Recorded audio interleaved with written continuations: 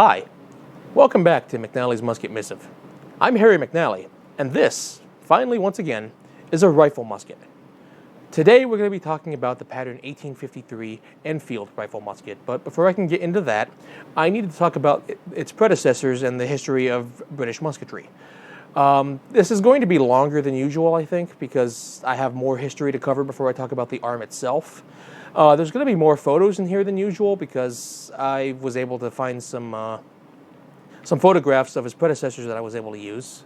I'm not really that keen on British infantry muskets, so a lot of the information that I have might be suspect. I didn't have the same access to research material for this as I do with the other stuff.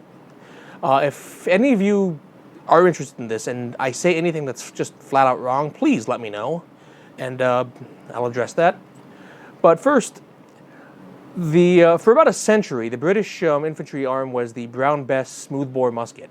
That was in service from 1722 to 1738.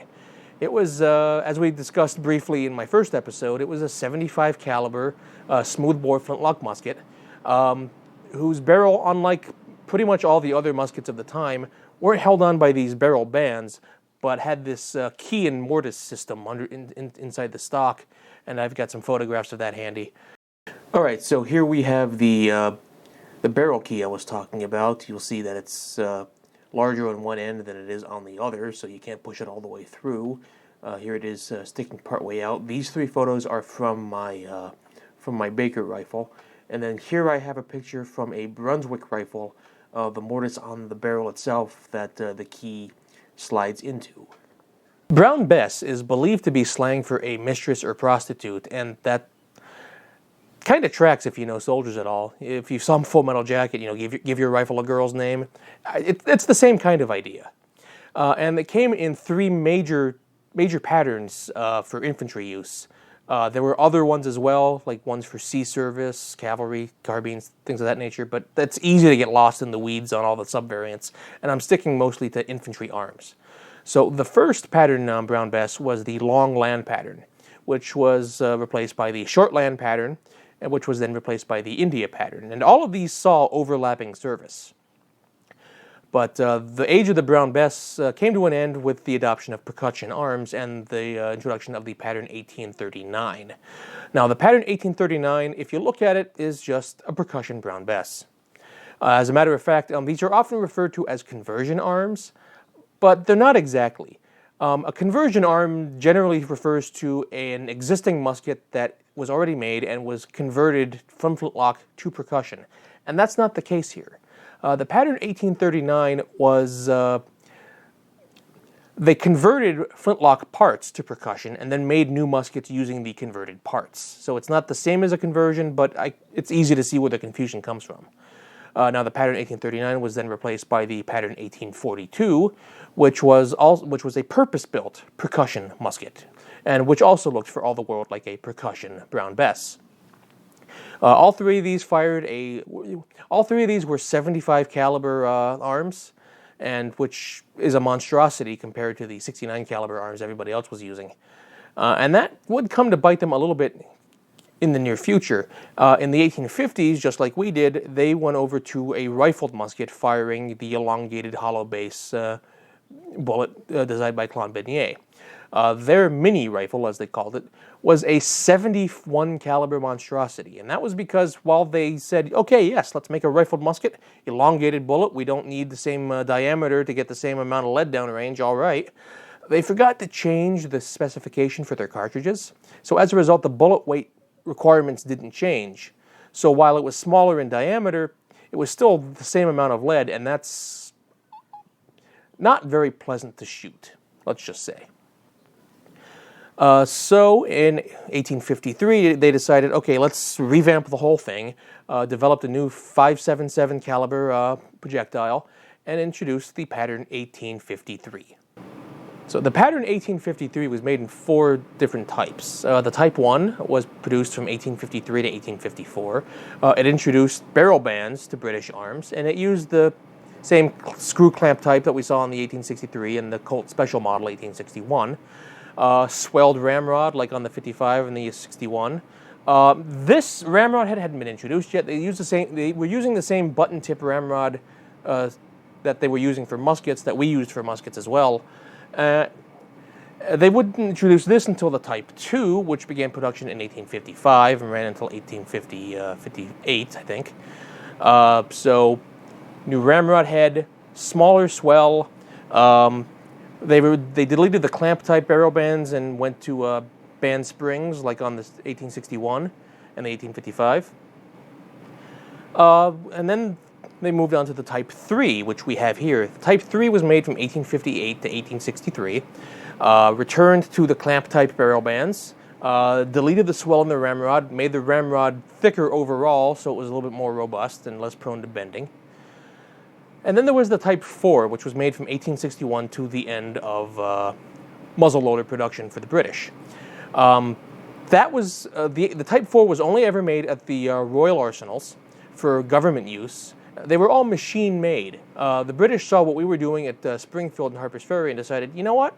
That's a good idea, that parts interchangeability thing, the ease of production with machine tools, more consistent manufacturing. Yes, let's get in on that. So they did redesign.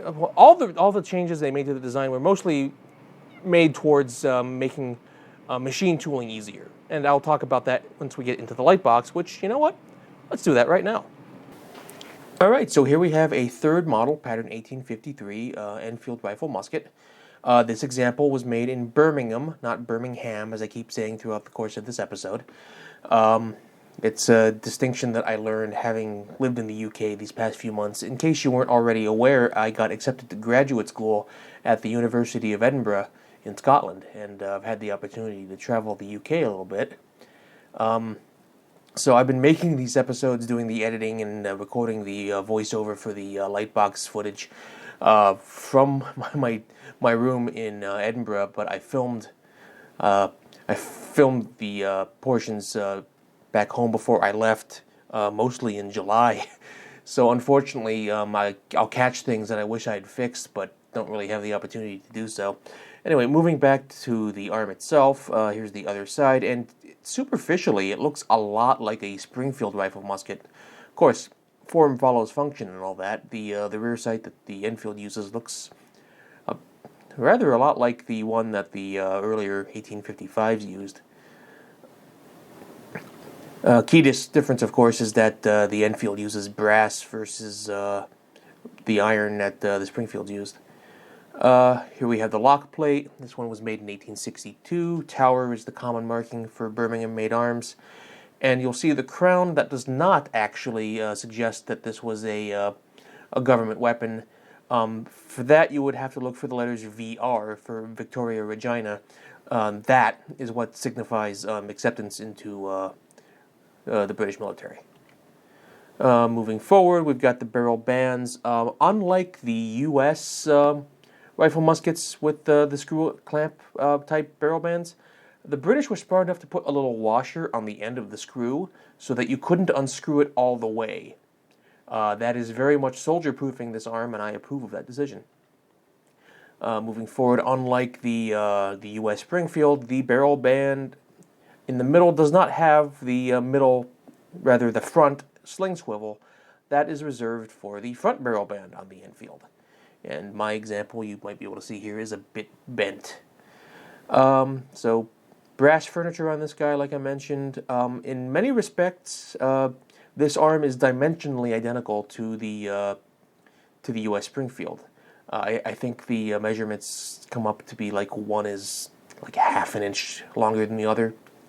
Very, very similar weight, very, very similar bore diameter, to the point that the ammunition is almost interchangeable. Which is why this was the second most common arm of the American Civil War. Logistically, it swapped out beautifully ammunition-wise with the Springfield. Note that that slotted ramrod head. Moving to this other side, you can see that these are held on with those square-eared escutcheons. That is the hallmark of a handmade Enfield. The machine-made Enfields used machine tooling to to finish everything out. And it's not possible to drill a square hole, so you'll see rounded ears on the lock screw escutcheons on machine-made Enfields. And there also seems to be some evidence of damage to the wood around that pin going through it. Oh dear. You'll also notice that there's some kind of shellac over the stock. That would have been done post-war, I would imagine. I've toyed with the idea of removing it. There's the possibility of some very nice markings on the wood that's hidden by the shellac, but I've been told I should leave it alone. So looking more closely at the barrel, we see some proof markings, and the number 24 there, that signifies that this barrel is 24 gauge. 24 gauge roughly works out to about 5.79 caliber. You will see on these Enfields, anywhere from I think 24 and 25 are the most common gauges on the barrel. A little closer at the rear sight, it's much more complicated than the one on the Springfield from 61 on. That's really more of a we need these quick, fast, in a hurry. Simplification of manufacturing was more important for the Springfield than the Enfield was. Now, the reason I'm talking about the Enfield today is that it folds in neatly with my own interests, in that it was the second most common infantry arm of the American Sengoku period. During the war, a total of about 1 million Enfields were imported by both North and South. And they were and were not a popular arm, and the reason is simple. The quality was inconsistent. That's one of the reasons why the U.S. went so hard on machine tooling and parts interchangeability. If you can get consistent quality, you can be certain that any musket you issue to a soldier is going to work and is going to be reliable.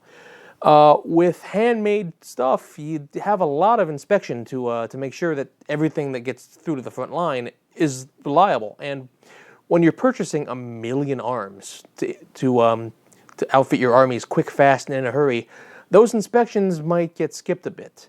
We'll hear again and again with imported arms during the Civil War that some units loved theirs, other units hated them. It was just a matter of build quality. And ironically enough, it was this large purchase of Enfields from the commercial gunsmiths in the UK that allowed them to purchase the machine tools that would allow them to make that quality.